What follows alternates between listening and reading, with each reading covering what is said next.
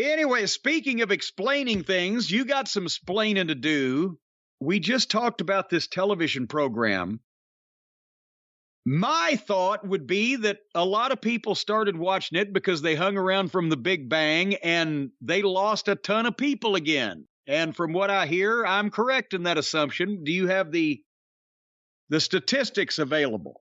And again, I know the Big Bang started the galaxy, but I'm not sure if the Big Bang Theory is holding up the way it used to in terms of ratings, but I do have some information here. Would it be something if AEW killed the Big Bang Theory's ratings? That would say something about civilization. Said, we don't want to watch the Big Bang Theory. We're afraid that we might accidentally run over into AEW and see that accidentally. The average for this week's rating was 990,000 viewers, down off 1,039,000 a week earlier and 1,175,000 2 weeks before that.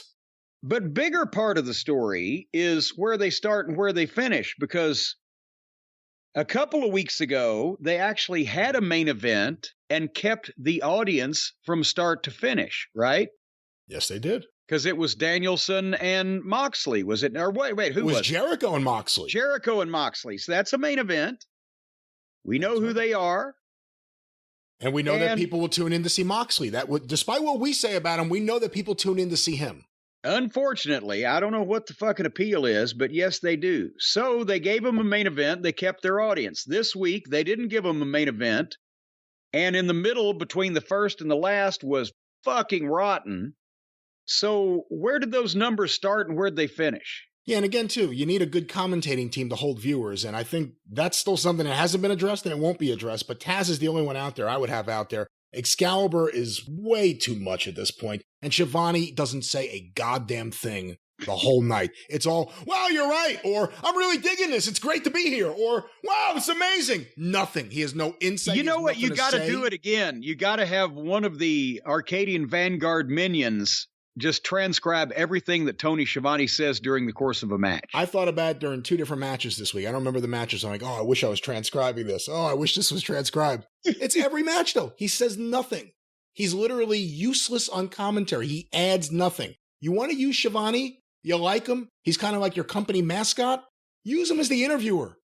Don't put him on commentary. You're just putting a third guy in the booth for no reason because he doesn't say anything. And that makes the problems with Excalibur worse, and I know a lot of people like Excalibur, but no, you're all wrong. Let me go back to the ratings here. Quarter by quarter breakdown. Quarter 1, and I believe this is from WrestleNomics, so let's give credit where it's due. Quarter 1, Jericho Appreciation Society segment, 1,208,000 viewers. For the record, 559,000 in the 18-49 demo. Quarter 2, Danielson versus Matt Menard, as well as a build-up video for Juice Robinson versus Moxley, 1,016,000 viewers, down 192,000 off the opening segment. Segment 3, MJF, or quarter 3, I guess technically, MJF and Wheeler Yuta's dual promo, and a few of the other promos, 962,000 viewers, down another 54,000. The final quarter of Hour 1, Moxley versus Juice Robinson with the post-match with Adam Page and the brawl with MJF and Yuta, back up, 1,013,000, 51,000 up from the previous segment. So now we're going into Hour 2, the 9 o'clock hour, quarter 5, the MJF and Yuta fight, a Bandito video, and Soraya's promo, 997,000 viewers, down 16,000. Quarter 6, Toni Storm versus Serena Deeb with the Acclaimed and Keith Lee segment, 975,000 viewers, down an additional 22,000. Quarter 7, various interviews, it says here. I believe the Matt Hardy private party one was one of them.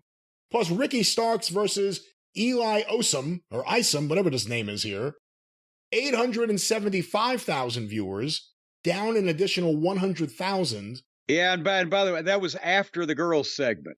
That's right. And quarter 8, the main event for the Ring of Honor World Heavyweight Championship, Chris Jericho versus Bandito, 879,000 viewers, plus 371,000 in the 18-49 key demo. So that's down off the 549 to start.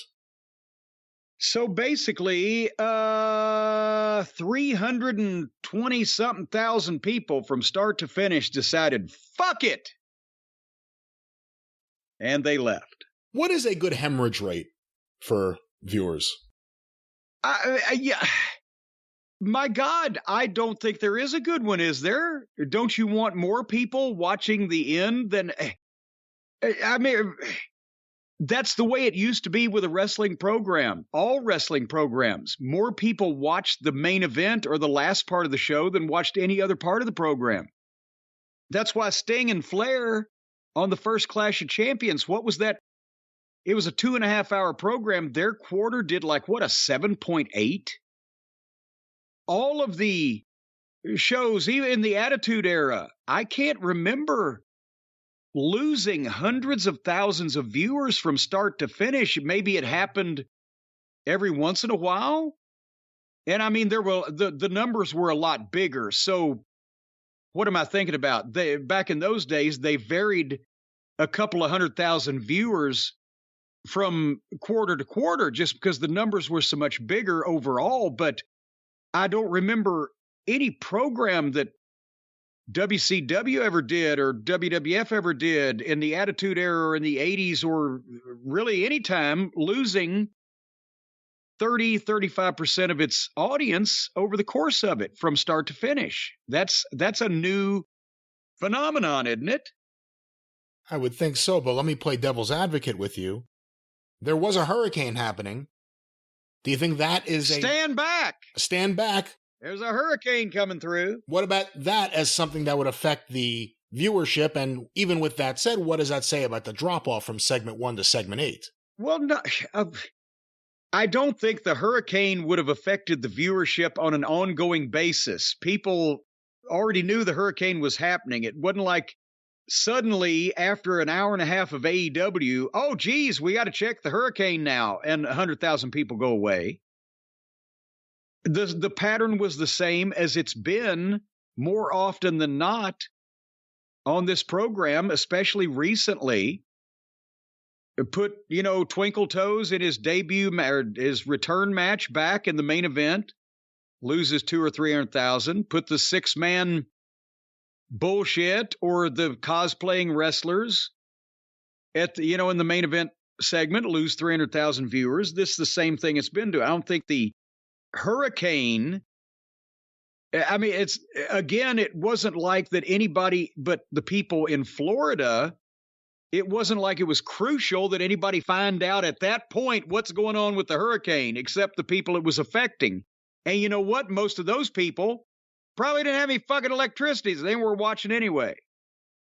So no, I don't think they can blame the hurricane.